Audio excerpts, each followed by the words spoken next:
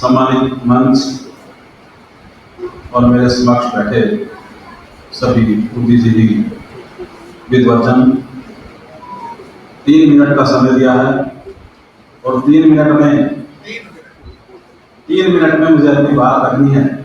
इसलिए सभी मेरा प्रणाम इन संक्षिप्त शब्दों में स्वीकार करें और मैं सीधे गुप्त जी की उस भाषा की बात करता हूँ। रुपयों को बनाने के लिए, सिक्कों को बनाने के लिए सरकारें क्या करती हैं सबको पता है, लेकिन शब्दों को गढ़ने के लिए कोई टकसाल हो सकती है तो वो गुप्त जी की टकसाल से बड़ी कोई टकसाल नहीं हो सकती।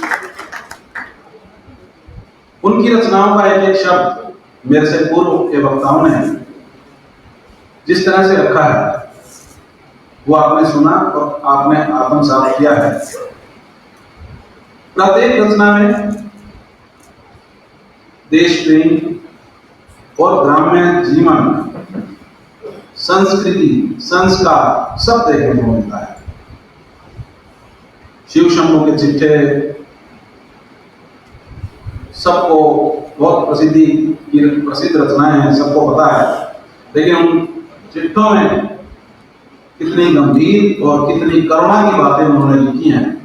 ये उनकी भाषा शैली जो है, उस भाषा शैली की जो सरलता है और उस सरलता के साथ साथ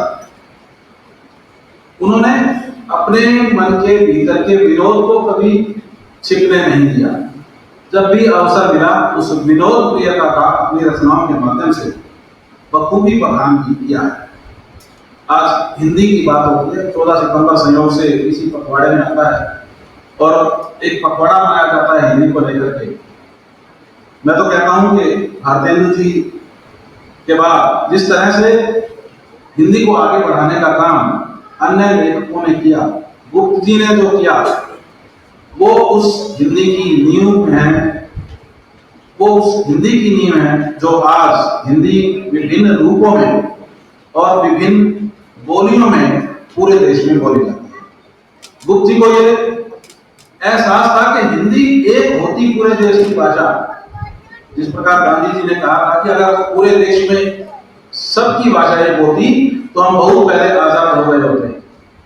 गुप्त जी ने भी इस बात को कहा है, लेकिन अंग्रेजी का बोलबाला परचम मैं उसी बात से शुरू करते हुए बहुत बड़े शब्दों में अपनी बात रखने की कोशिश कर रहा हूं। गुप्त जी ने अपनी रचना में लिखा था, उस युग में अंग्रेजी को संसार व्यापी भाषा बना दी, जब अंग्रेजों का राज था और सचमुच सारी पृथ्वी भाषा बन दी जाती है। वह बने उसकी बराबरी करने का हमारा मकसूद नहीं है, पर यदि हिंदी को भारतवासी सारे भारत की भाषा बना लें तो अंग्रेजी के बाद दूसरा दर्जा पृथ्वी पर ऐसी भाषा का होगा। ये उद्गार गुप्त जी ने जो व्यक्त किए, उर्दू और फारसी जो पढ़ी उन्होंने, बांग्ला, संस्कृत, अंग्रेजी सब सीखने के साथ साथ स्वाध्याय से हिंदी की तरफ जब वो चले तो उन्होंने ही इन शब्दों की खोज की और कहा कि एक एक शब्द हिंदी का भारतवासियों की आत्मा में बसना चाहिए। उनकी व्यंग्यात्मकता की शैली, लॉर्ड कर्जन के खिलाफ जो उनके पत्र थे, जो उनके विदाई संभाषण में एक जगह वो देश की करुणा की बात करते हैं। कहते हैं कि एक व्यक्ति के पास 2 गाय थी। एक गाय बहुत आक्रोश वाली थी और एक सरल स्वभाव की थी। अब वो आक्रोश वाली गाय एक दिन दान में दे दी गई। अब उस सरल स्वभाव की जो गाय थी उसने उस दिन अपना चारा भी नहीं खाया उसके वियोग में। कहते हैं कि इतनी करुणा जिस देश के पशुओं में होती है उस देश के मानव में कितनी करुणा होगी। क्यों? क्योंकि लॉर्ड कर्जन जिस तरह से भारतीयों पर अत्याचार उस समय कर रहे थे, तब गुप्त जी ने कहा था कि इस दीन ब्राह्मण को आपके देश जाने का सौभाग्य नहीं प्राप्त हुआ, इसलिए नहीं पता कि आपके महान लोगों में कैसे करुणा होती है, कैसी करुणा उत्पन्न होती है। लेकिन मेरे देश के तो पशु भी इतनी करुणा रखते हैं कि एक पशु जो आक्रोश भाव बिछुड़ जाए तो उसका भी दर्द होता है। आप चले जाएं, आपके जाने से क्या होगा? आप अपनी पसंद का कोई जंगी लाभ भी नहीं रखवा सकते और इस्तीफा देने की धमकी दे दी। ऐसी बातों को लेकर के गुप्त जी के चिट्ठे चर्चित थे। बाल्यकाल में आपने रिफाया पंडित दीनदयाल शर्मा जी जो गजर के थे, मैं एक बात और साझा करना चाहूंगा। एक ऐसा परिवार, पंडित दीनदयाल शर्मा जी का परिवार, पंडित श्री राम शर्मा जी, पंडित मौलीचंद शर्मा जी, एक ऐसा परिवार जिसकी 4 पीढ़ियां स्वतंत्रता के आंदोलन में जुटी थी।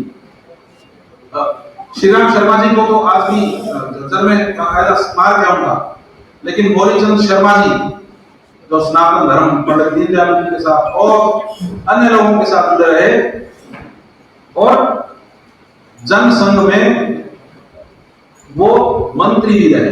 ये बात बहुत कम लोग जानते हैं प्राचीन समय में, राजनीति के लोग शायद जानते हो, लेकिन बहुत बड़ी बात है। गंभीर बातों को शिव शंभू के चिट्ठे की साधारण घटनाएं बेशक होती थी, लेकिन गंभीर समस्याएं और प्रत्यवाद उनसे कभी छूटे नहीं।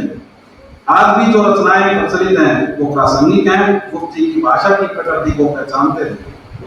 व्यंग्यपरक शैली के कारण कड़ी बात आसानी से लिखते थे और भाषा के ऐसे शिल्पकार जिनके राजनीतिक निबंधों में व्यंग्य की शैली प्रशंसनीय थी।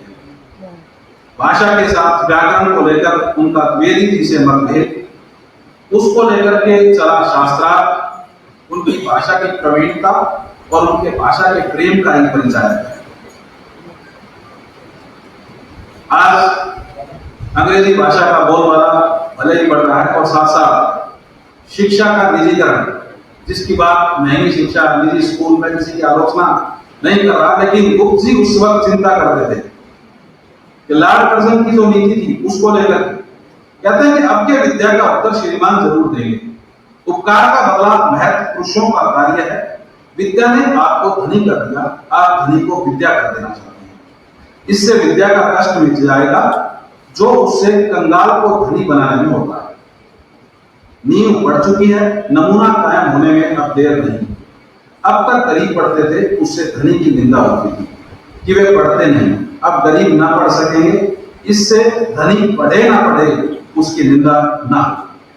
इस तरह लॉर्ड कर्जन की कृपा उन्हें भी शिक्षित कर देगी। आज उनकी ये बात बिल्कुल प्रासंगिक मालूम होती है और निजी शिक्षा बेशक व्यवसाय के रूप में आगे बढ़ रही हो, पर उनकी चिंता उस समय देखिए आप, जैसे दूरदर्शिता की बात हो रही है कितनी। कविता में उनकी उत्सुकता का परिचय अभी विपिन जी ने किस तरह से दिया आप सबने सुना, और उसके प्रति भी उनकी विरोधी घटनाएं उनकी रचनाओं को अमर कर गई।